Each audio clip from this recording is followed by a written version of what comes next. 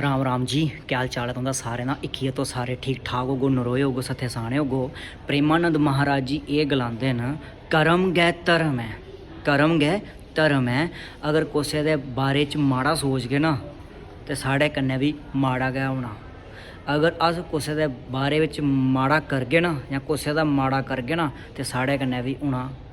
कुसै दे बारे बिच गलत सोच के ते साढ़े कन्नै भी माड़ा गै होना। उत्थे चाहे में आवां, अगर मैं कुसै दा माड़ा सोचगा ना जां माड़ा करगा ना ते मेरे कन्नै इक दिन माड़ा जरूर होना। एह् तुस गल्ल लखाइयै लेई लैओ। इस्सै गल्ला कर्म गै धर्म है। अगर अस अच्छा कम्म करगे, शैल कम्म करगे ते साढ़े कन्नै भी शैल गै होना। अगर अस कुसै दे बारे च शैल सोचगे ते साढ़े कन्नै भी शैल गै होना।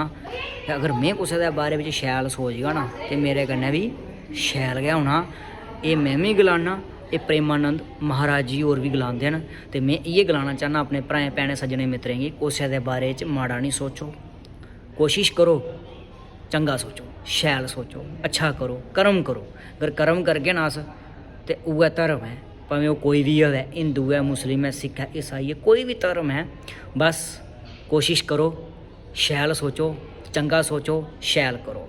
इक्खिए तुसेंगी ना लोका दा कौड़ा सच शैल लग्गेआ होग, शैल लग्गेआ होग ना शेयर करना नहीं भुल्लेओ। राम राम।